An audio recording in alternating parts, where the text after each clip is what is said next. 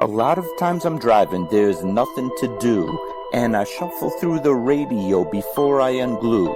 There's a lot of red on ways, it's traffic, I'm screwed, and I'm wired a bit different than a regular dude. It's not a bad thing, I embrace it, it's true. The radio don't stimulate brain chemistry fluid. The Buddha found nirvana and the Four Noble Truths. Through a meditative process, right action he proved. For me, I require the use of a tool, a detector, pin, pointer, shovel, and beach scoop. I'm meant to work the dirt with my history crew, but everywhere I look, my interest taboo. Most people choose Bieber over Tippecanoe. What does a detectorist listen to when the radio is full of bad music and news? I need an alternative for me to peruse. Beyond Sight and Sound gets fantastic reviews. A metal detecting show where my thought bubble brews. Thank you, Josh Kimmel, for inviting me to a detecting dork out with guests like yours truly.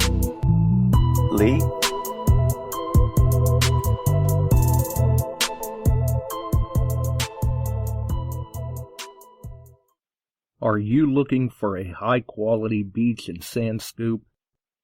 Are you trying to take your hunting to the extreme? How about an American-based company that stands behind their product and everything they sell? Then check out our friends over at XTREME Scoops. John has been making scoops for some time now and makes a quality beach and sand scoop to take your hunting to the next level. XTREME Scoops recently released their new sand shredder that works great in the water and on the beach. And if you're a new Equinox user, you may want to check out his Surfmaster X3 that can trap those small targets you new Equinox users are finding out there. XTREME Scoop's company approach is let's do it right. So do it right, buy it once, and go to the extreme. XTREMEScoops.com. That's XTREME scoops.com. Hey boys and girls, we are going to talk about S&W shooters and prospectors. What is S&W shooters and prospectors? We at S&W Shooters and Prospectors help people find treasure. Did you say treasure? Yes, treasure. Just listen to this amazing review from our happy customer, Jackie Sparrow. Chocolate ship shape and a pleasure to deal with. I was able to buy everything that I needed at prices that were shillings less than others. I found my 9 pieces of 8 in no time. Savvy? I know you're asking yourself, why should I shop at S&W Shooter and Prospectors? Chuck Smalley has over 45 years of metal detecting experience. He works with each customer one-on-one to customize their setup to match their skill level. So if you always dreamt of being a pirate, contact Chuck at S&W Shooters and Prospectors and he'll dig up a great deal for you. High passion rum not included. Caution.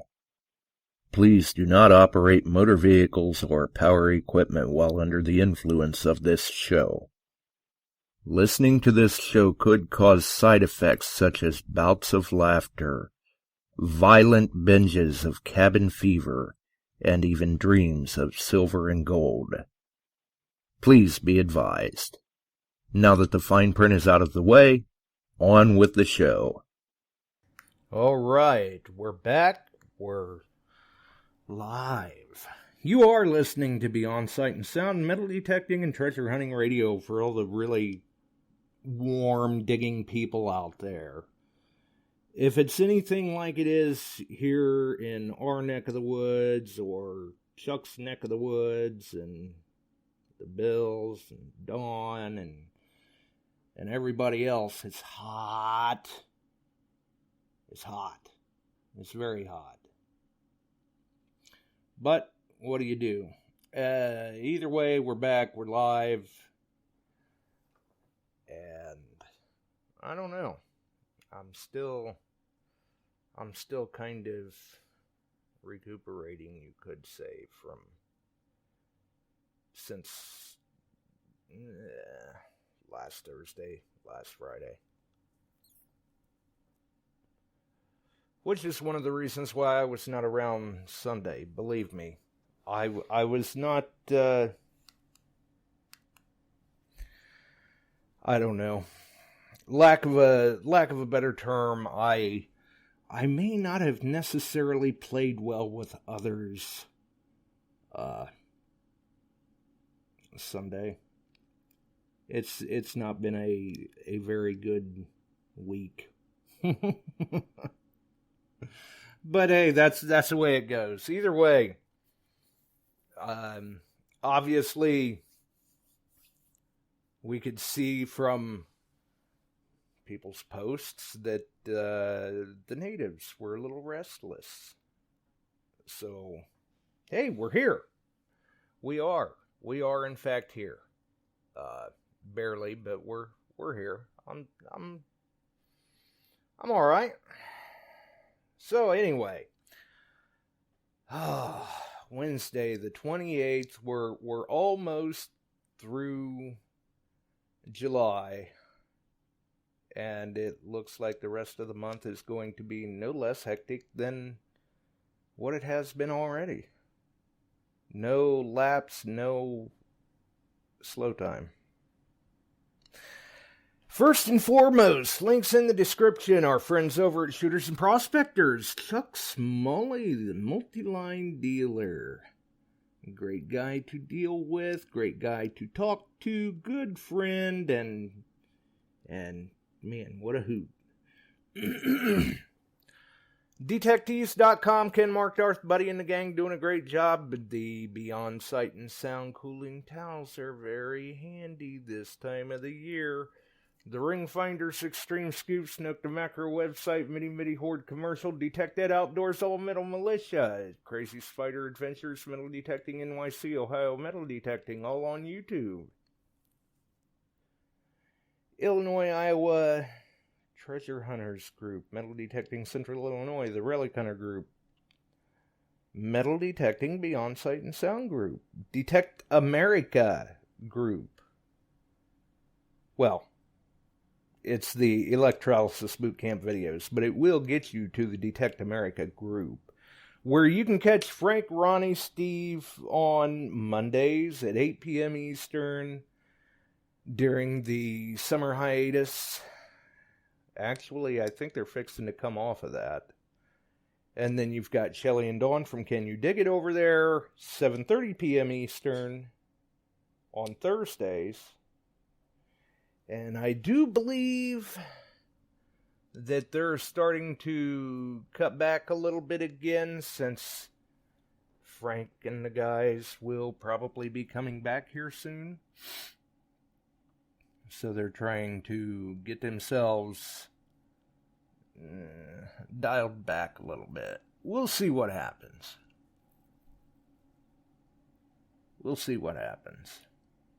But I see that Scott's in the chat, the Bills, Detecting Addicts, Barb, Lauren, Suki, Tam, Chuck, Mark,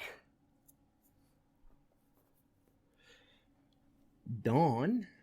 I did see Dawn in there too. Lauren.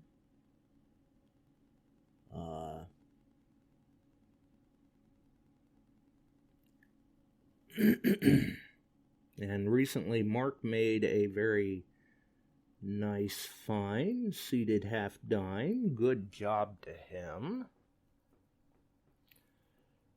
And really, like I said, Wednesday, nothing has changed a whole lot on that front. My time with Facebook has been very limited. There's entirely just too much social toxicity, I guess, for lack of a better term. So we've been kind of dialing back the time a little bit on Facebook. And I see Scott says, I'm in just too many Facebook groups. I think I'm up to like 20 plus now. Let me tell you something. Not all that long ago, I had somebody request to join one of the groups, and I can't even tell you which one now. It may have been Dirt Pirates. It may have been Ohio Relic Hunter. It may have been one of the groups that one of the other groups that I admin in or am affiliated with, however you want to put it. And for those that operate Facebook groups, a lot of times when you have a member request, you will see that you may have so many groups in common with a person. And one person, I wish I could remember who it was, had requested to join, and we had almost 400 groups in common.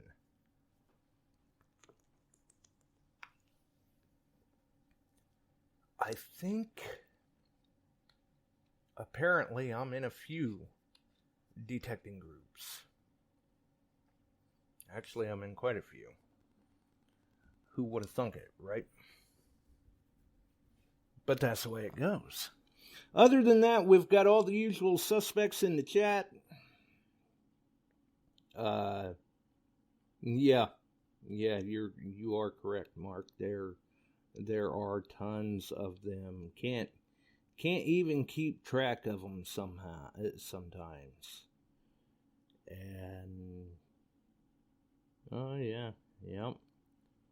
Tam's got bread orders to take care of. I think she's working on it tomorrow, maybe. I'm not sure. I think tomorrow. But we'll see. I don't know. It looks like someone is asking,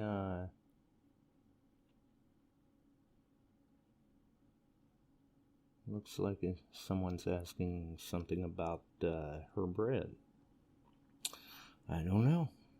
But you can always check out her baked goods on Tam's Treasures and Tasty Treats, where she's got all sorts of stuff up there that,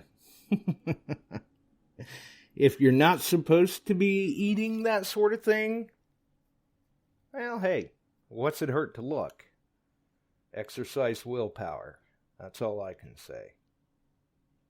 And if you can be eating that sort of thing, well, it is quite tasty. It is quite tasty.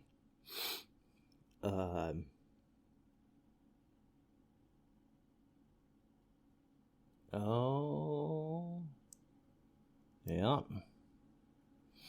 Peach cobbler, and I can't even remember now. Good Lord, I think she makes something like 40 different kinds of bread. Who knows? It may even be more now. I can't even keep track, especially around Christmas time when she's doing hardtack.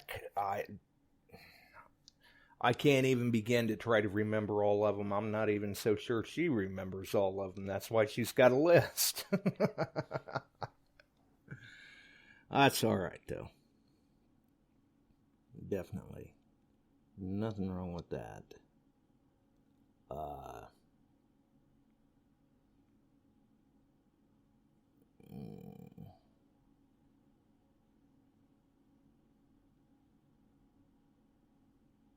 Not sure what they're talking about there. Either way, there's, like I said, there's just been entirely too much toxicity on Facebook. I mean, if it's not bad news, it's drama. If it's not drama, it's hate. It's, whatever. Either way,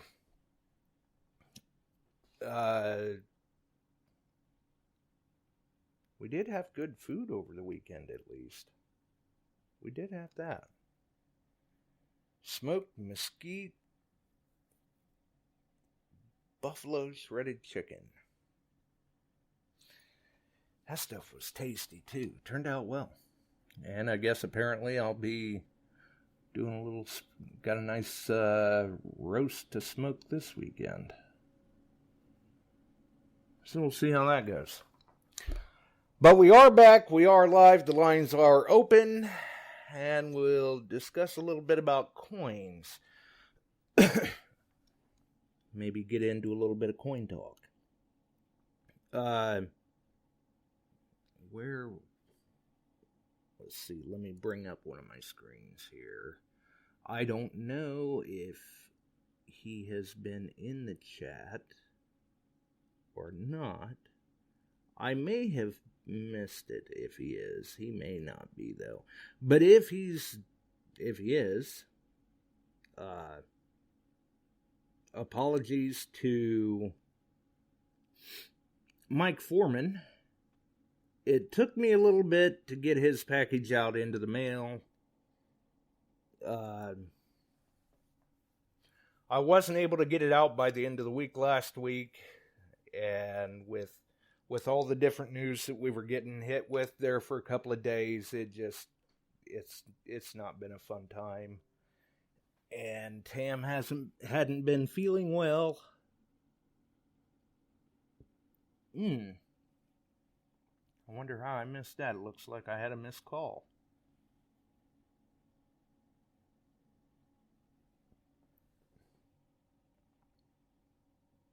We'll have to see, because I thought I saw we had a missed call, but I don't see any signs of a missed call. So if someone was calling in, they can try again. And maybe I can catch them that time, and if not, I will find them. So long as I can catch my notification next time. I don't know what happened.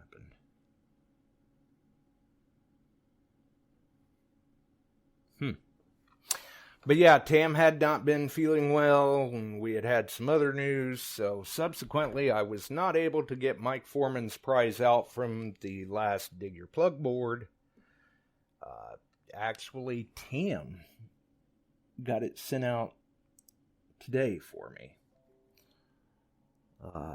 She was able to make it out of the house and get that taken care of. So Mike Foreman's prize is now on its way to him. How is it going, Chuck? It is going very well. That was me that tried. I don't know. It said, came up, gave me that funny tone, and said that call did not go through. That's weird, because, I didn't see anything on my screen, and then all of a sudden it showed that I had a missed call, and I'm going, I'm not real sure how. I didn't see anything, and if it was there, it was gone just as quick as it showed up. Not sure what happened there. Of course, that happened Wednesday, too, I believe. But I think that was, if I remember correctly, that was because Barb had called and hung up right away before I even had a chance to pick it up. Who knows? Maybe it's weather related. Oh, gotta blame it on the weather. Right, might as well. Blame it on something. Yeah, that global warming, you know. Oh, yeah, because things are definitely warm. What is the temperature out there today, anyway? We had 93 here, 94, but it's so thick and still, it's just no wind to speak of, and it's just thick. It's real heavy humidity, and, they're putting all the warnings out for, it feels like 104 out and 105, and, yeah, it's hot. It is what it is. We've never had it like this. I'm like, wait a minute. Whoa, folks. I remember times it was a lot worse than this and bone dry, but the past 5 years, the Mississippi River's been at or near flood stage the whole summer, and now it is low, and now they're all worried that we'll never get any rain again. See, we're getting the rain around here.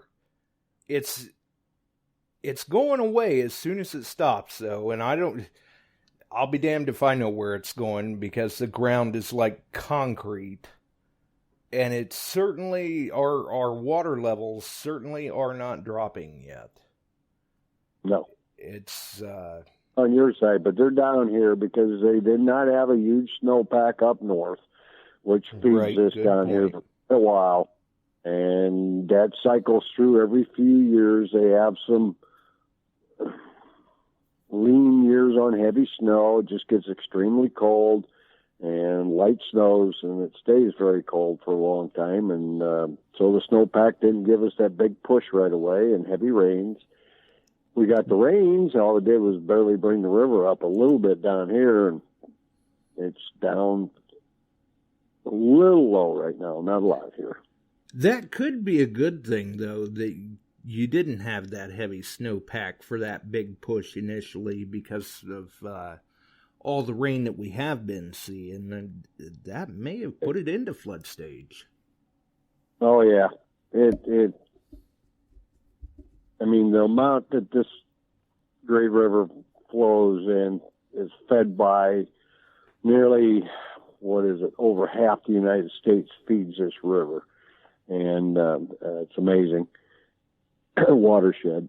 So when it's up on the east side, it may be down on the west side. If the Missouri's up, they get high water below us, and then everything that, like the Wisconsin and all the rivers up through Minnesota and down through the Rock, the Wapsie, the Des Moines, all these rivers that are along here. And if they're all just normal, it's normal. And this is the way I remember it during the summers most of the time.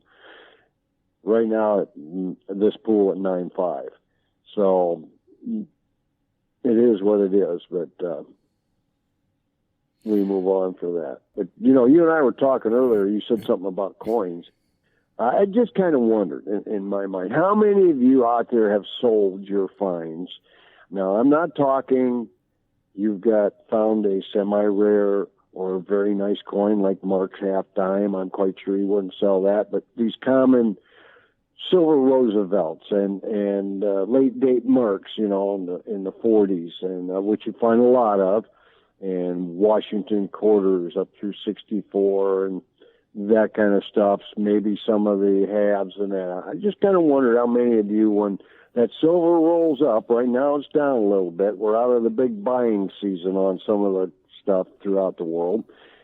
Do you sell it when it goes up? I was just curious. Right. Do or you have you hold sold on finds? to it? When? How long? When do you say when? In 2011, we had a real good silver spike.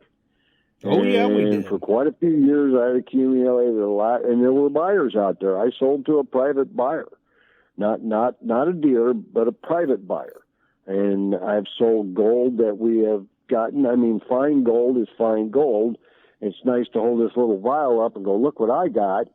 But that stuff I sell off. It's nuggets that have eye appeal and that kind of stuff. I've made them into jewelry and sold them. So, and necklaces, things like that. And I mean, it foots the bill for extra travel. It's bought a new pickup truck for me once. It's done different things like that. So, I just wonder how many of you look at it that way. I've kept anything that was semi-rare or barbers and older. The token this spring. I mean, I got just about $700 in silver for it. It's sitting in the vault. I don't collect tokens, so I did a trade. If the silver goes up, goodbye. Right. Mark says he So never I just kind of wonder how many of you out there do that. If you are, call in. Right. Let us know. Mark says he'll never sell. He's hoarding silver. Well, I look at it two ways, Mark. Now, my son, I love him dearly. All right, if I go to the next level, he gets it all. I'll guarantee you he's selling it. So, I look at two sides of the coin. Do I want to take some of that cash and have a little fun with it? Right, yeah. I mean, if you know that he's just going to sell it anyway, then you might as well sell some of it yourself and be able to enjoy that extra money. Use it as play money, take a trip, whatever. I mean, I know a guy that he has sold some of his finds. I used to hunt with him quite regularly, and some of his more valued finds, like his 16D Merc and things like that. Mm. He keeps them put back to hand down to Sure. his kid. Now, I don't know. Chances are probably good, like you said, when he goes to that next level and the kid inherits all of this, it's probably just going to get sold anyway. But, Right. you know, And to you each know, their own. And I've traded things. Basically, that token was a trade for silver. I mean, okay, I'm getting in. He's getting what he wants. I'm getting what I want. We just put it back, and Right. that's the way it goes. And I see Shelly's in the house tonight with Dawn. Hello, Shelly. We got them both in the house. Yeah, yep. That's a good thing. Right. I don't get to listen to the girls as much as I'd like to because I'm generally on those evenings I'm doing something with the fire department or meetings or something like that. But yeah, we've been busy. Tam's usually listening to them, and I try to. Usually, I'm like, if Tam's listening to them, I'm still listening. I may not be in the chat. And then here lately, every couple of shows or so, it seems like their show can go very smoothly, and they will have minimal to no technical glitches. And for whatever reason, I can't get my equipment to work to listen to them on those weeks. I don't get it. It's like some sort of strange, twisted karma. But, you know, what do you do? There you go.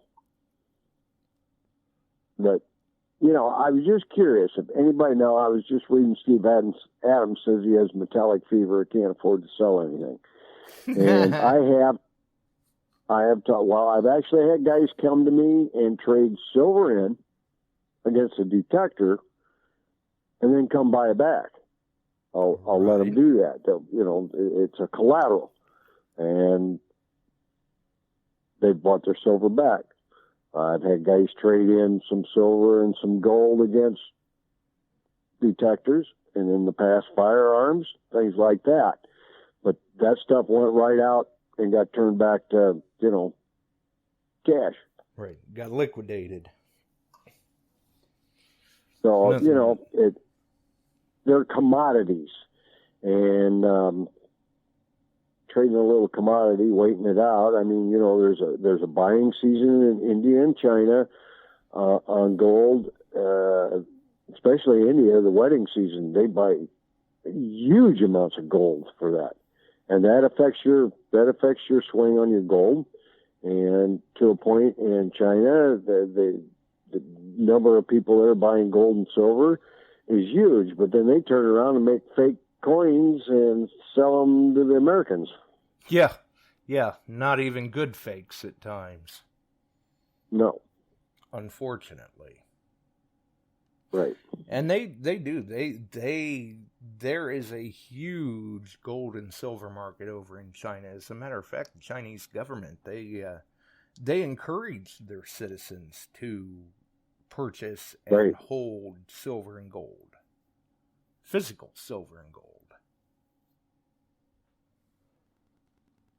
And, you know, and we're out digging it up, and we're putting it back and that kind of stuff. And it's a good thing. It's a good thing to have some of that put away. I mean, if you really talk to the pundits in investing, physical gold and silver, you should have a certain amount in a portfolio. And, I mean, physical. Then, you know, they talk about iShares, and then they get into different stuff. Having some hard silver around is a good thing in case there is some disruption. It trades well. Oh, yes, it does.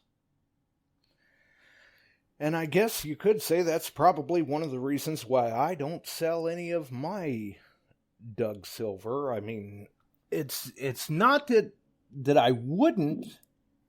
I mean, I guess I have maybe sold a little bit in the past. looks like we've got Mark on with us.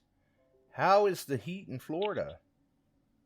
Oh my gosh, it is so hot down here. Don't you even complain about it. Don't you even complain about it down there, Mark. Doggone it, it could turn to winter at any time down there. That's right.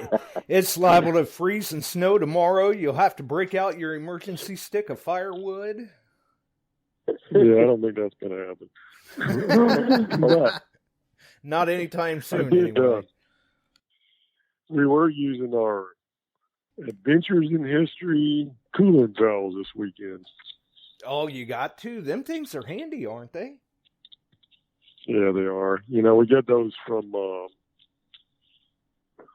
Mark and Ken. I'm just their name, Mark and Ken. Yeah, you know, we order from them. But it was funny. It was so hot when we were hunting, and I remembered that I had a cooling towel, and I had given other people a cooling towel, and I dunked it into a ice chest full of water and just pulled it out and put it around my neck, and everybody's looking at me, and they're like, why didn't we think of that? And I said, well, you guys all have them. You better. So everybody started using them. Right. Yeah. They really do work. And they work well. Yes, they do. I'm going to be worried about that next week. What's that? I said, I'm not worried about the heat next week. I'll be actually bundled up walking around. The highs up there in Nome are around 51 to 55 degrees. That's right. When are you leaving? When are you leaving to go up? Next week, early. I'll be up there till the 21st. I'm leaving the 4th. Yeah, sounds right. The 4th. So I wanted to get in on your coin discussion, but yeah, I wanted to. Can I give a shout out first? Oh, I don't see why not. Yeah, thanks for letting me call in. Yeah, so I posted it tonight, and I don't know who's responsible, but I received a paperweight of pull tabs, and I thought that was really cool. So thank you to Barb. I know she put it all together and mailed it off to me. So thanks for all you pirates. Thank you to me. I appreciate it. What's that? Did she sign the back of the pull tab? Oh, I don't know. I can't. I mean, it's in acrylic. Oh. Well, see, and there is an upside to all of this. Not only do you have a fashionable paperweight, but there is at least that many pull tabs that will never be recovered again. That's right. Very good, Mark. And some of those look like they're like really old, like original pull tabs. Well, I'm sure they're authentic pull tabs at the very least. You're talking vintage, right? Right. Vintage pull tabs. But yeah, hey Chuck, on that whole coin, selling, collecting, whatever, I know that you find a lot of stuff, especially when you're up there looking for gold and you get gold nuggets and things. Now that makes sense in my mind, like if you want to sell them or trade them or whatever the case may be. Now in my case, I don't find that much silver down here to where I would need to sell any of it, right? I just keep it. And I do buy silver coins, and the way I look at it is, it's not one of those things where it's a major thing that I have, but I think everybody, and this is my opinion, I think everybody should have some. If we ever did have an economic collapse where you had to trade commodity, real silver and gold as a commodity, it wouldn't be bad to have that on hand. That is true. But as far as my coins, I mean, the ones that I've found, not that many silver. I mean, every once in a while I get lucky and find something like I did last weekend, but that was a nice one. I look at those like, hey, that's just something I'm never going to sell. Right.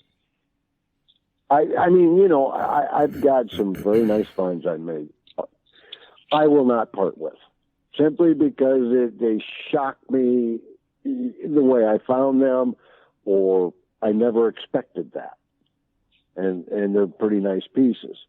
But for the most part, I have a couple times in the past sold the dimes and the quarters and some silver nickels and things like that, and privately. But then I buy, sell, and trade through business, and that stuff moves through. I don't keep it.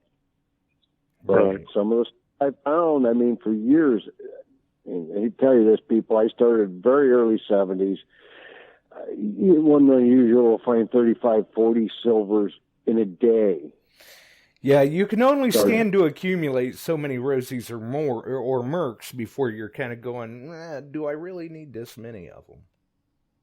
And let's look at inflation. 1999, $1. Today, that same dollar is worth $1.66. Right. So what's going to happen in the next 22, 25 years? That's probably going to continue to go up. It's really jumped this year. So inflationary and that spiking means your silver and gold will follow well upward with it. And, you know, hold on to it for a while. The guys that are just starting out, hold your silver. If you get a huge spike and you can use the cash, or you need to bail out of something, do it. That's my opinion. Yeah, and Yeah, I that see makes nothing sense. wrong with That makes that. And Right. I've kind of often said before, a lot of times, like with just my common run-of-the-mill silver, you know, your common mercs, rosies, your silver Washingtons that are common, things like that. I don't know that I would necessarily sell them, but if I would have no problem trading them, like trade them in for a piece of gold or something, or maybe sell them off and purchase gold with them. Right. But And I for saw the most Steve part, said they he just sit sold a around. couple detectors, and he was asking me to guess what the selling price was. He may have traded for silver. I don't know. Steve Adams. And that kind of stuff. I mean, buy, sell, and trade in our line of what we're doing. Let's look at the relic hunters that are selling stuff. I mean, they literally, those guys buy, sell, trade all the time. All they the get time. It's huge. Yep. It's huge. Some of the prices, some of that stuff brings. Oh, yeah. Well, and here's the other thing too. I mean, down here with all the beach hunters, now we have guys. I mean, not a lot of them, but we have a few guys that have over 1,000 rings, and they've never sold a single ring, or they might have sold a few, or very few of them. Then you have other people that will take all those gold rings or bands and take them and sell them. And then occasionally somebody will come along and find a really nice, you know, diamond ring where it's worth, you know, $10,000-$15,000, and they'll pay for their entire hobby for a couple of years just by selling one ring. Sure. And that didn't happen very often, but I have heard of people happen. selling a ring or two like that. Oh yeah, absolutely. Right. And a lot of times too, I mean, you've got some of them people where, especially when they're out on the beach, jewelry has no historic, intrinsic, sentimental value to them whatsoever. So many times they find a nice piece of gold. It may not even make it back to the house that day. They're already stopping by the jewelry store, pawn shop, whatever, on their way home to offload it and get that cash. Sure. And there's, you know, nothing wrong with that. If it works for them, great. Went out tomorrow afternoon, dug an extremely rare piece, and then felt that it needed to go to PCGS, this is a coin, and come back. And I've seen a guy do this with a Carson City that he dug, and held it for a few months, took a lot of pictures of it, got it all spread across the screen here. and turned around and put up for auction and got some pretty healthy dollars. If that means to help the family along through a tough time, by all means, you know. But, and I think that coin it actually went to a Stax auction. And I think it brought guy of 6 figures. Wow. That's nice. I mean, that's life changing. That can help you out more than you'll ever know. And there's been others do the same thing. They've just done it quietly. Yeah, absolutely. It's happened more times than what people can even begin to think. It's just how publicized it was, so to speak, because there's a lot of stuff out there that's being found, it's being stashed away or sold or whatever that nobody's saying not a peep about. Mm-hmm. Right. And I've held gold that I have found, the fine gold. I've sold it off. Some of the guys that sell the pay dirt bags, they've actually bought quite a bit of gold for me in the fine stuff when we were working it. I mean, that paid me going up and down and that kind of stuff. When you detect, you're finding nuggets. That's one thing, but and I found some nice ones. I've been very, very blessed. But gold and silver, that's a commodity, and if it can help you out of a tight spot, sell it by all means. Very good. Yeah, each individual person has got to make their own decision about that. And whether they need to do that. It is a commodity, and it's something that you can, sell fairly easily. Yeah, it's a tangible item. Yeah. Hey, I want to bring up one other thing relative to coins, because I don't know if people listening to the show are aware of this. I'm not sure that I was fully aware of what was going on, and more recently I paid a lot of attention to it. But the U.S. Mint, and again, you guys may already know this, is now reissuing Morgan silver dollars. 2021 Morgan silver dollars, and they're tough to get. Yeah, and then they this year with the walking, I guess it's walking Liberty silver dollars. They changed the reverse for the first time in 35 years. Yeah, went from to the Flying Eagle head. It's beautiful. I mean, I haven't gotten one. And I wouldn't mind getting the Morgans. Jammed up the internet so bad on the first order market, shut them down. Right.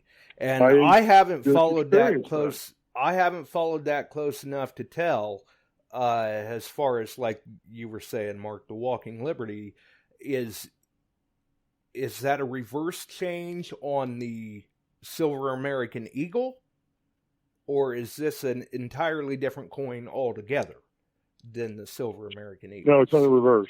What they're coming out with this year, 2021, they have what they call the Type 1, which is the end of the 35 years of the reverse. And now they have a new reverse called Type 2. And both are coming out this year. Now, they sold the Type 1 earlier this year. So these aren't walking liberties then. They're bullion American Eagles. Yeah. Yes. Okay. Yeah, I probably said that wrong and I'm not sure of all the different names of it, but I knew it was a Type 1, Type 2 with a different reverse on the back. And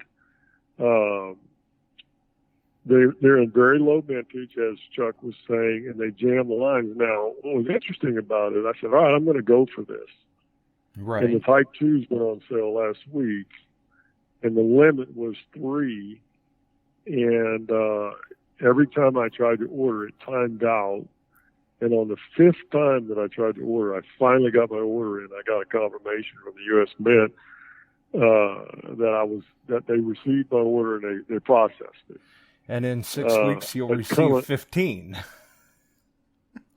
No, it only one of them went through. Right.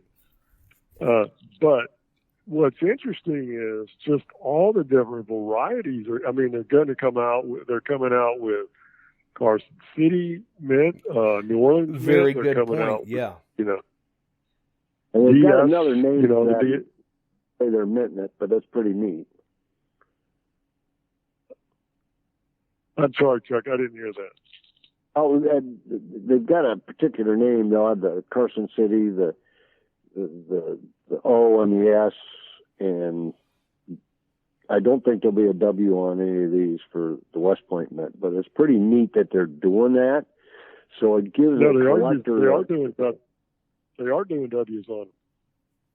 Or are they doing the West Points too? That's cool. They are. Yeah. I'm sorry, go ahead.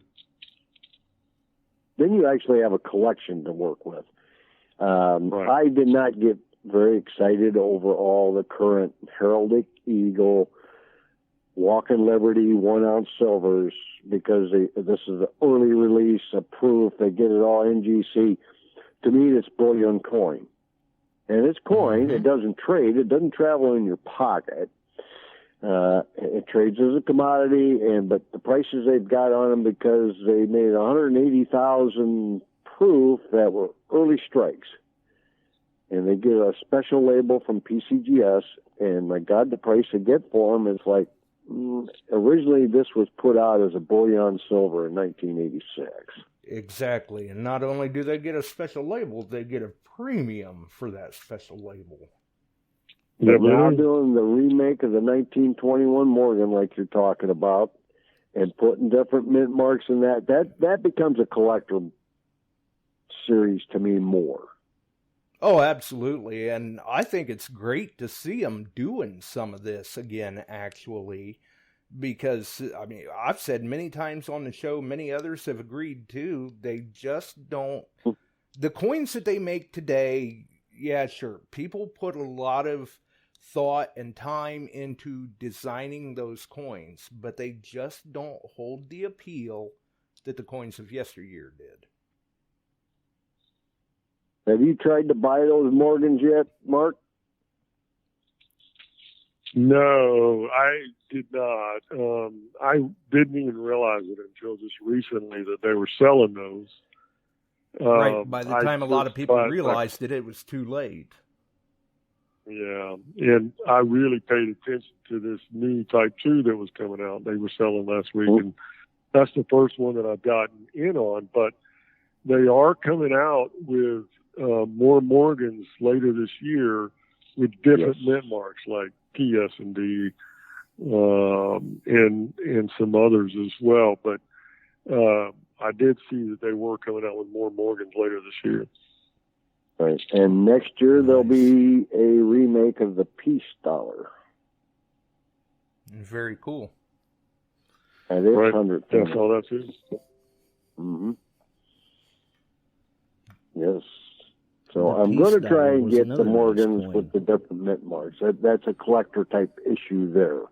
I've done some collections, and one of the things I put together years ago was a really nice 20th century type collection. I worked very hard to get that all in MS-60 grade. That's the one thing that I truly collected. The rest is an accumulation, as most detectors end up with. We end up with an accumulation. Oh, yeah, there's plenty of us that have that dilemma.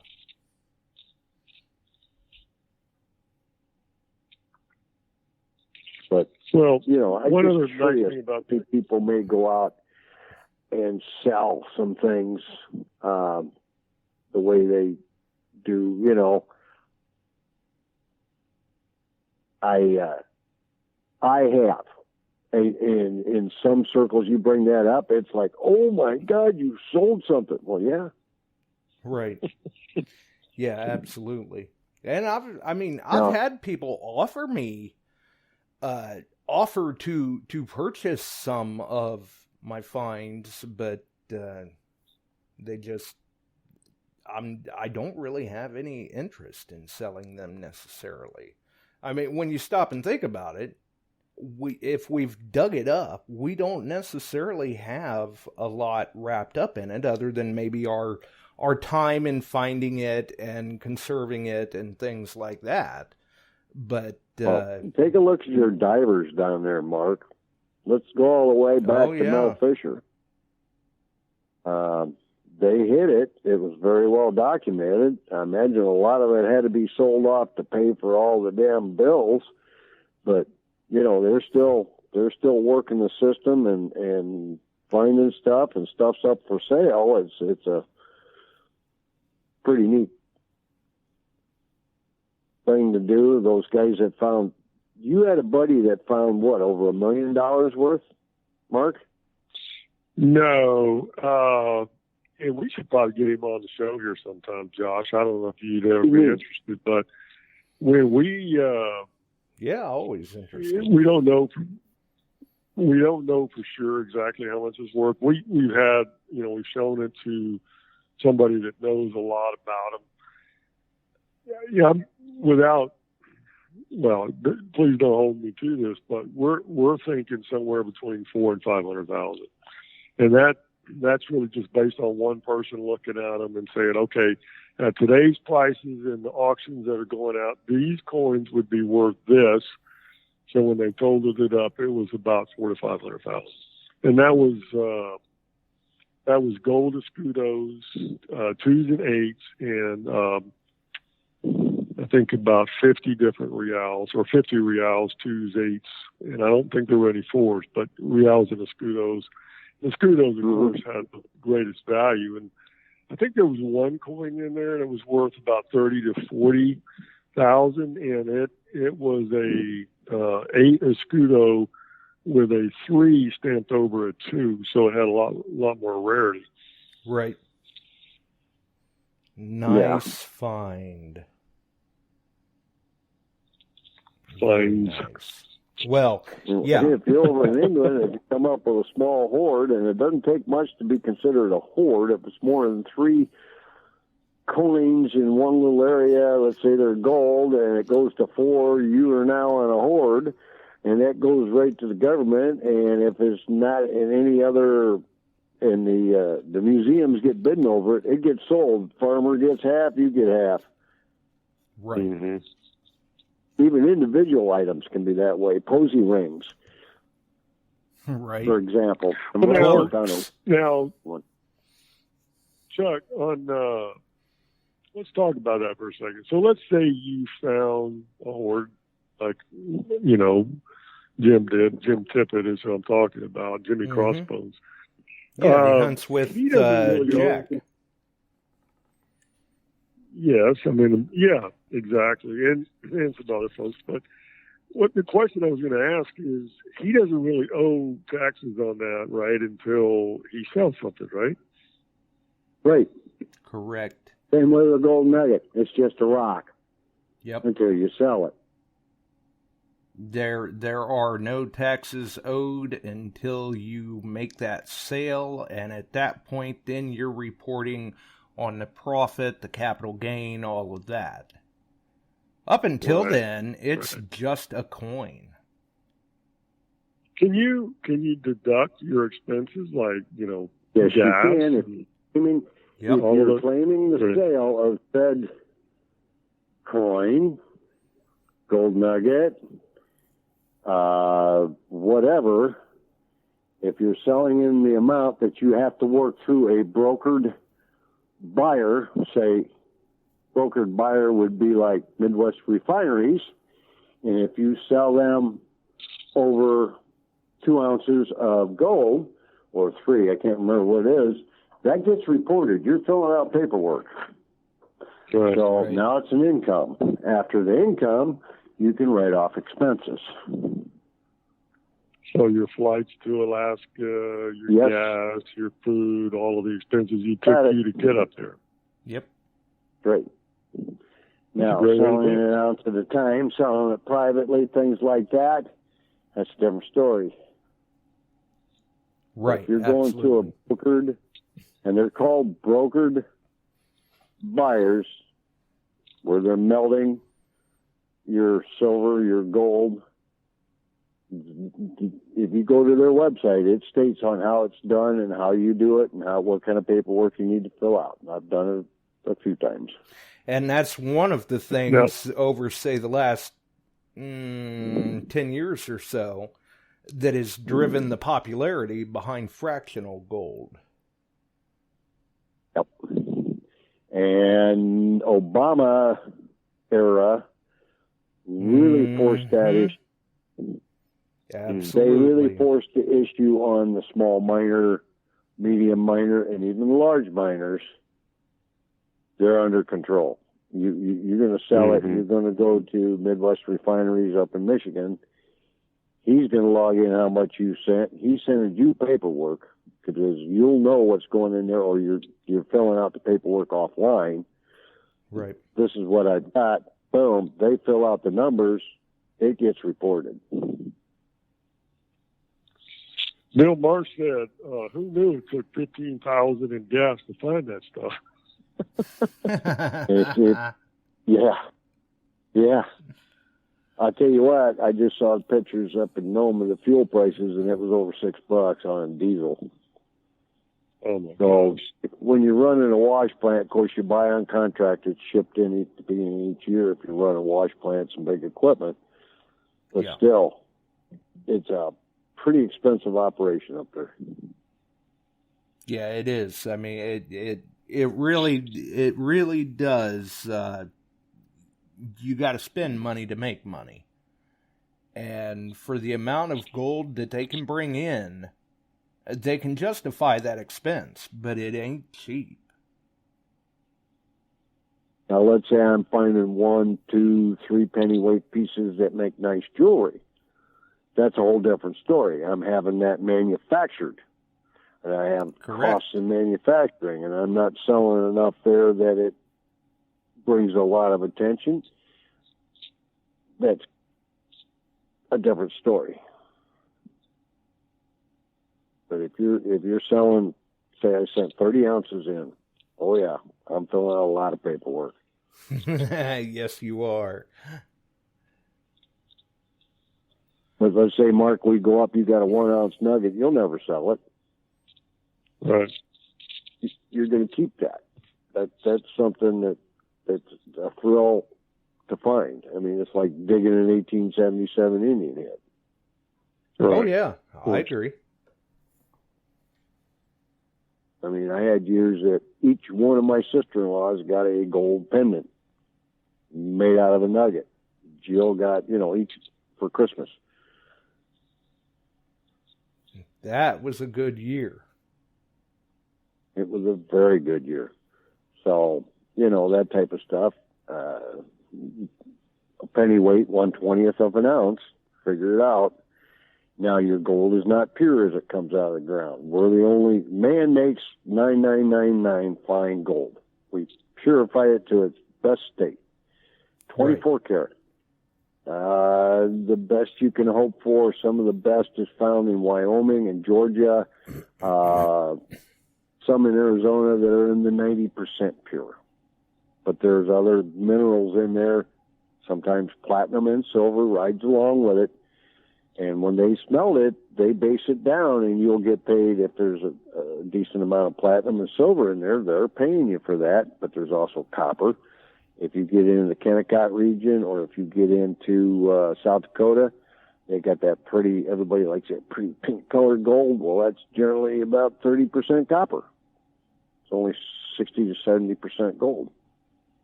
Right. Makes beautiful jewelry, though. Oh, yes, it does. It does. It absolutely does. The beach gold out of Nome is 84%. Sometimes a little better, up into the 88% range. And when you're working with honest sellers and that kind of stuff, you're working 88 to 92%. Can't beat it. I mean, I don't see where anybody's going to complain if they can find it in percentages like that anyway. I mean, literally, if you go up looking in Alaska, you can check in on the geological surveys of the state. Yep. In each mining district, they list the percent of gold from Kennecott on up, all the way up through Nome, some of the areas out up the Steese Highway and things like that, by the percent of the gold that's coming in. And good eyes up there they'll tell you immediately where you may have already gotten that gold. And they're generally right just by the color of it. Right. I've heard that from more than a few people where they can pretty much look at it and tell I'll you go to where a you grocery found it. store or a gas station up there and say, I'm paying in gold today, and they'll pull out a scale. Huh. Nice. Well, Chuck, listen, after all your stories, I don't have bucket list items. I have bucket list adventures, and going to Alaska with you one day would be on my bucket list. Well, I'm probably going to plan another trip next year. 8 to 10 guys. We'll go up to Nome. We'll go to AKAU, and we're going to wander around, and we're going to try and detect. We'll run a slick plate where they're bringing in material, and you're hosing it down and running it through a sluice.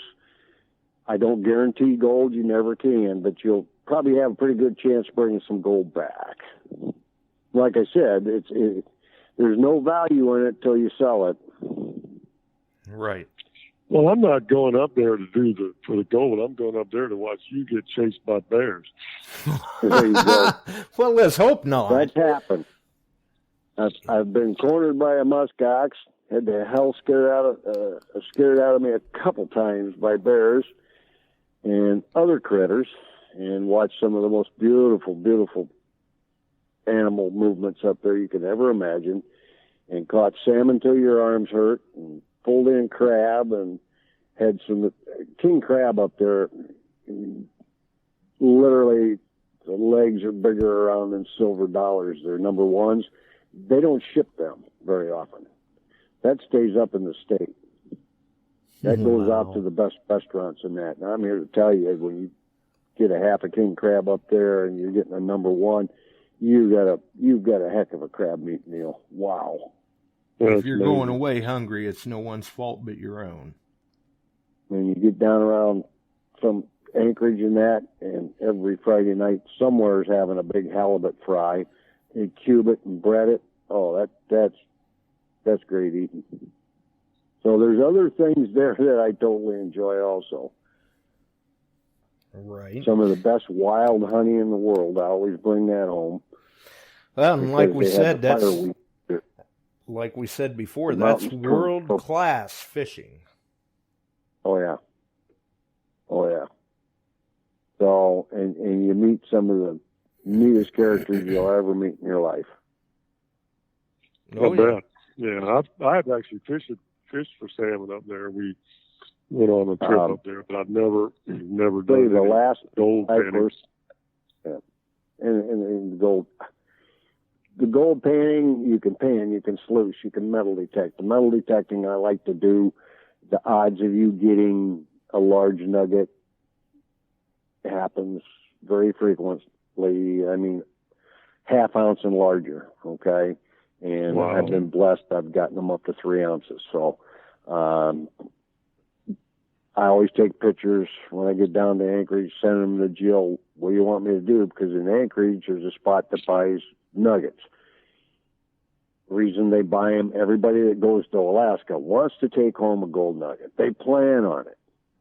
Right. Literally plan on it. So they go into Alaska Mint. You can look them up online, and they make jewelry for you. They'll sell you nuggets. I've seen 22-ounce nuggets sitting in the case. Come back a week later, and it got sold to some guy from Sweden because he decided he wanted a nugget to take home, and he took a big one home. Mm-hmm. Mm-hmm. That would be a big one to take home. Ready nugget buyers up there.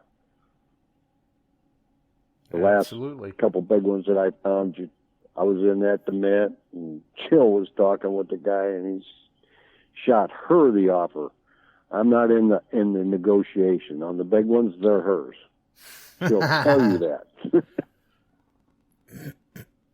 And she turned him down. You're not offering enough for nuggets that size. Well, Mrs. Boy, I can give you this or that. And she, nope, bring them home, Chuck. And I said, don't argue with her. I don't want to hear about it. Right. Yep, don't argue with her too much. You don't have to live with her.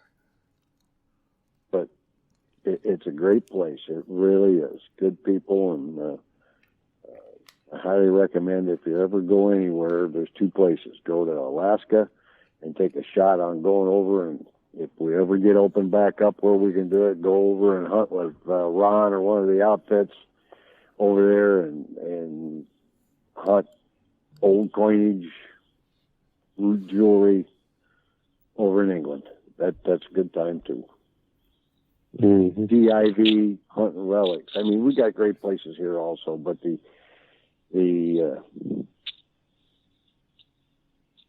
age of it over in England is phenomenal. I mean, I won there the last time 5 hours, and I got a 50 BC coin.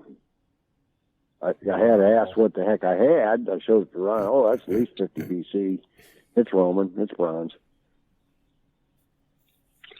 Well, they still haven't.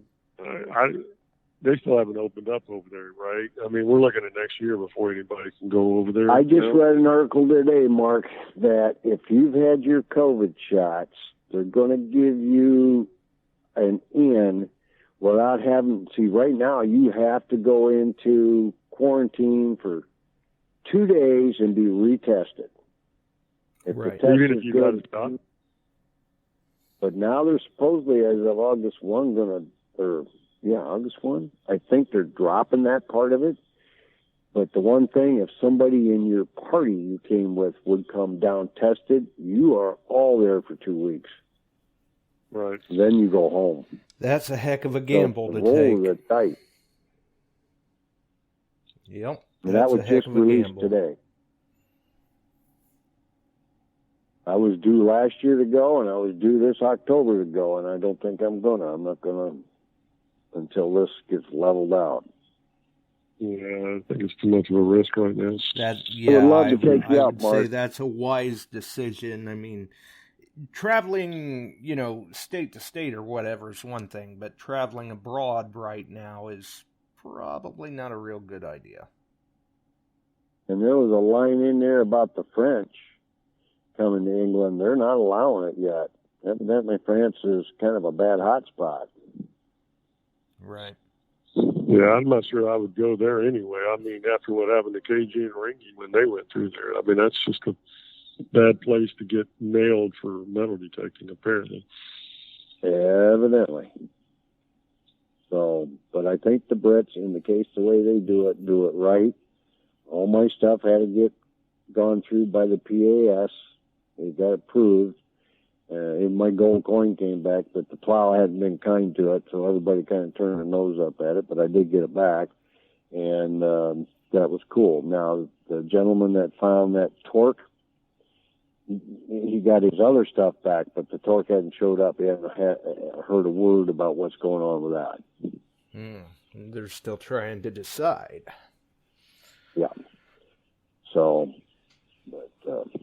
Well, in a case like that's that, the whole too. thing about the hobby, the way I look at it, Mark, is let's go out and have an adventure. It's not always about what we find, but what we experienced. Right. I agree 100% on that one. Yeah. So, I mean,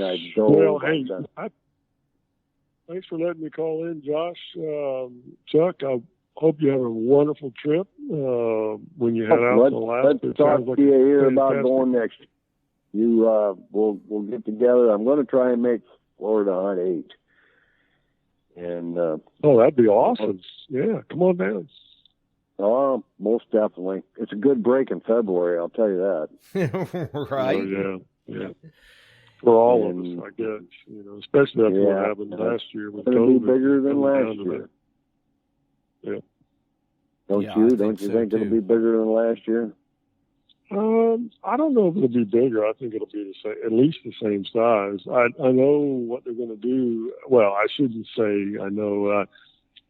I know that people would like to see it be a little more kind of a combination seeded and natural hunt. And I do know that they're going to open up more acreage. Right. And so, but I do believe they're going to do put out some tokens, seeded tokens and things like that, so people feel like, if they're not finding a lot from it, naturally they can still win some prizes and things like that. So I think that's the direction they're going to go this year. Well, that'll be a little bit of a change of pace. Yep. Yes, it'll be fun. I think, like when I go to the Garrett hunt, it's both natural and seeded. And for me, those are the most fun. I mean, yeah, not everybody likes seeded hunts, but I don't mind those. You know, it can be fun. It can, you know, and I'm going to one in October, Treasure Fest 3 in Arkansas. But we're going to go, you know, to Crater of Diamonds, our state park, and look for some raw diamonds. And my wife wants to do that bad, and I should get her down there. And I wouldn't know if one jumped up and bit me in the leg, but it would be fun to look. Well, that's all right. They got people there that'll identify them for you. Well, I'm sure. But it sounds like fun, Mark. And that's only about a couple miles from Crater of Diamonds, isn't it, this hunt? Yeah, it's like 2 miles. Crater of Diamonds is like 2 miles from the hunt site in Arkansas. Nice. That early October? Late October. It's like the third weekend. I think the first weekend in October is Dig Stock up in Chazy, New York, Peter Sorrell. And then Treasure Fest is 2 weeks after that up in Arkansas. Oh, well then. That's a good time too. So, I mean, there's plenty of opportunities out there to out and do this. Whatever it may be, just get out and do it. Yeah, well, in the case of Treasure Fest, I mean, I'm just shocked. I mean, literally shocked at some of the stuff they're going to be putting out. I mean, they're going to have 10 $1,000 tokens. Wow. There's going to be 10 $100 tokens. They have bought a boatload of relics. I mean, they've U.S. belt plates and just all kinds of. I'd be honest with you. I mean, they're putting out tokens for gold nuggets and the stuff that I saw so far. And the other thing they just announced is they're actually going to bring a backhoe in and dig a trench around a large part of the area where this is all at, so people can hunt for pottery and Native American artifacts and things like that. So if somebody wants to do that, they can do it. That's a nice touch. They're going to open that up as well. Wow. That'd be interesting. Yeah, so, what, do you know what the fees are to go to this? It'll be, sorry? What are they charging per person? Yeah. Yeah, so Scott McClory, who was, I don't know if he's still in there in the... he was at the beginning of the show. I'm not sure if he still is or not. Yeah, it was in the chat. He's the one who told me about it. And it's $300 for the weekend. It's both days. It includes everything. And that's not bad when you're talking prices and things like that, though. As far as and that's true. And the other thing, too, is if you refer somebody... and they tell them that you referred them, they give you back $50 for every person you refer. Oh, wow. That's interesting. Another nice twist. Yeah, and I said, you mean if you refer one? And they said, no, if you refer 6 people, you get the $300 your registration is covered. Right. So, I don't know. I mean, I'm not doing it for that, but... that is a way that, you can lower the cost. If other people want to go with you or you, refer them and they tell them, it lowers it a little bit. But the $300, in my opinion, based on what they were giving away, was very reasonable. And, going up there and doing the Crater of Diamonds was also an added bonus. And there's antique stores. And so we're going to make a little 3 or 4 day adventure out of it while we're up there. And Steve Adams is asking me what town, and I can't remember what town in Arkansas. I'll look it up while we're talking here and see if I can find it. That'd be interesting, too. But it's called Treasure Fest 3, and I'm going to look it up right now. Yeah, I've seen the flyers and everything, but the name of the town escapes me as well. It does sound like it'd be a good time, though. Somebody's going to have a blast. And especially when it's in that kind of close proximity to the Crater of Diamonds, if you've got a few extra days that you can tack on, the possibilities are limitless. Well, yeah, you have to do kind of like Mark's plan and take a few days, do a little antiquing, a little digging at Crater of Diamonds, and have a weekend of fun. Right. And I could see Mark wanting to check out that trench, too. Yeah, absolutely. Yeah, it's Murfreesboro, Arkansas. Oh, Murfreesboro. There you go. Yeah, that's it. That was also a Civil War area. Murfreesboro. Wasn't there a battle at Murfreesboro? That was Murfreesboro, Tennessee, I think. Was that Tennessee? Right. Yeah, I think so. Towns. But I'm sure there was Civil War activity there, though. At some point. A lot of Native American activity, and there was Civil War activity there as well. Right. So, thanks for all the info on that. Got me thinking. I don't know what I'm doing in October. Right. Chuck's kind of going, well, hey, if I don't do the England trip, maybe I'll just hit this. Yep. I'm probably not going to do England, but most of us have decided that that's not going to probably happen at this point. I would say that that's probably a pretty good choice. I mean, given the current state right now, right? Things, everything's spiking again, and at least so it seems what they're saying. And we haven't been put under any mandates here yet. Keyword. But there's been talk of it. Right. Yeah, they've even been telling me that I need to give it some thought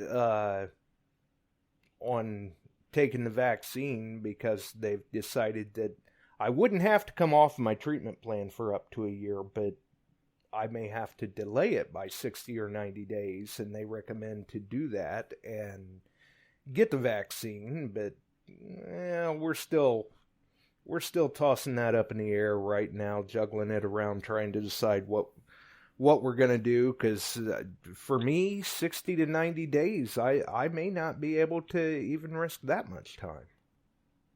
Wow. So, who knows? I like the decision, even with the previous shot, the variant is affecting a few people. Right. But, I guess realistically, in the grand scope of things, I will probably not have much choice but to delay treatment and take the vaccine, just because when you consider the alternatives, I really can't risk that either. So I guess I may have to go ahead and do that. There you go. Well, I don't know how far we ran over. Chuck, I just put the link in the chat. If you click on that link, it'll goes to the Facebook page. I'll take a look at it. I walked away from the computer. I'm up here sitting looking at the river. Oh, beautiful. Well, still very, very cool to drop that in the chat for those that are interested, and I'm sure that I can always grab it out of the chat, or maybe Mark can message it to me, or message it to Chuck or whatever, and we can get it that way, I'll too. message to both of you. Yeah, I'll send it that way, too. Awesome. Very cool. Well, thanks for letting me call in. Yeah, hey, good hearing from you. Talked with you for a long time. Thanks for calling in. Hopefully, it cools down a little bit for you down there. Yeah, hopefully it does.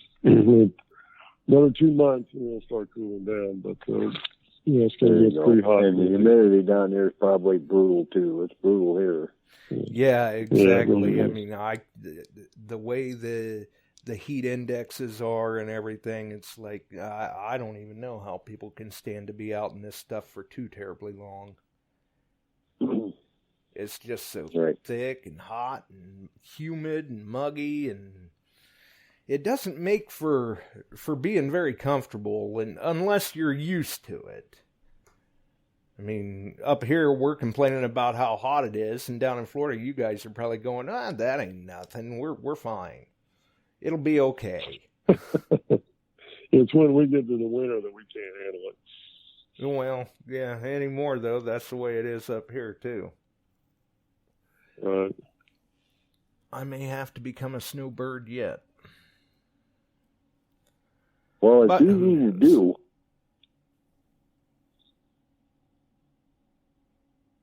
Head south.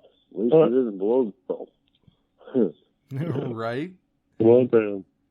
Just do like Terry Shannon does. Stay up there 6 months and come down here 6 months. That's what I was going to say. I'll just have to follow Terry, which I guess he's up and getting around pretty good. Just finally got his stitches removed from his knee surgery and everything, so he's doing well. Yeah, he just released his new book, and they did a book signing this past weekend, and he's having a good old time up there. Oh yeah, he's staying busy. I mean, that guy, I don't know, at the age that he's at, he's got easily 3 or 4 times the amount of energy of people half his age. Yeah, it seems that way, doesn't it? Oh yeah. Mm-hmm. Of course, then again, when you're finding the sorts of things that he does, I'm sure that helps keep the energy level up. Quite right. So, I know we were getting ready to drop. I was going to just tell you a quick story. So, Terry finds all those things on the beach and also up there in Minnesota. Well, when we went over to visit him at his house, his wife was Jean, was just absolutely beaming. And, she said, "You want to see my ring collection?" Well, of course, these are all the rings that Terry finds, but she gets first pick of everything he finds. So she's got quite a collection. So yes, she does. If you ever go over there, she's going to show you all of her ring collection. Oh, boy. It's a nice one, though. It is. Yeah, Definitely. It's funny how girls end up with the rings if they fit, or there's something on there we can move to another piece of jewelry. That happens a lot. And ownership is lost totally.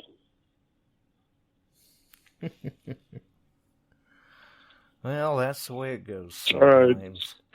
All right. Well, Josh, I'll give you a call sometime. Maybe we can get Jim Tippett on here if you'd like to have him on here. I think always. I know you'd probably love to come on. Who knows? Yeah. Maybe That'd he be can cool. even. He may even be able to share a few stories about being out with Jack too. It's been a while since. It's been some time since I've been on YouTube, but I'm sure that Jack's still putting up videos. You're talking about Treasure Jack, right? Yeah. Yeah, absolutely. Yeah. I know that they did. I didn't know a lot about it, but I did hear that they used to hunt together. Yeah, I know there for a while they were hunting together fairly regularly, it seemed like. I mean, because I used to talk with Jack quite a bit, and it's been some time now, but we used to talk back and forth quite a bit. And he does fairly well for himself too. He doesn't do too bad.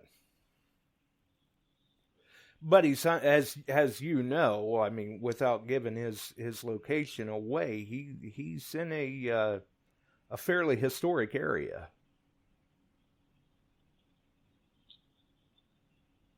Well, yep. You got to work it if it's there. Right. Yeah, absolutely. And he definitely, he works it as much as he can, it seems like. At least from what because I used to follow his YouTube channel very regularly. We followed each other's YouTube channels. Not so much anymore on my end, because like I said, I don't know why I don't get any email notifications, period, from YouTube of any of the channels I'm subscribed to. So YouTube's kind of went to the wayside for me for a while. Well, I haven't gotten involved with it. John is, with other things going on, but I'm right. Going to be shooting some stuff, and we'll put together some YouTube on this trip to Alaska, and try and get some good stuff there. I already know it's going to be cold and wet. That's just the way Nome is. Yeah, it where comes it's with really the territory. Nice and warm, and the next one's cold and wet. So you just live through it. Yep. Pack for anything. And you better have a good detector that can withstand moisture. Yes, absolutely. I do agree. All right. Well, I'm going to get out of here. It's been great talking with you again, Mark. Thank you, Josh. Thank everybody. And be safe out there for us, and go out and find something if you can. Lay low tonight up in Wisconsin with that weather coming through, Scott. Hopefully it's not exactly what the weather warriors are saying it's going to be. Let's hope not. Have a great night. You too, Chuck. Thanks for the call. All right, very nice. Thanks, Josh. Everybody, and we will talk. I will take you to Alaska with me. No problem. All right, sounds good. And okay. Thanks Bye-bye. to Mark right. as well for the call. And yeah, we'll have to talk sometime. See about getting Jimmy on. All right, sounds good. Good night. We'll see you, Mark. All right, bye. Well, good calls, good conversation, and wow, look at the time fly. Where does the time go? I don't know. Maybe we need to check into that sometime. Get some more brilliant minds on it than mine. Maybe get the people to work on it that figure out where the socks go when you put them in the dryer or something. Maybe they can figure it out. Who knows? Either way, we're going to roll on out of here. If you enjoyed the show, throw us a like, follow us on Spreaker, Facebook, the wonderful podcast distribution services, the many different Facebook groups. Join us on one of them, all of them, or none of them. The choice is entirely up to you. But until the next one, we got to go. Have a wonderful evening, folks. We're out of here.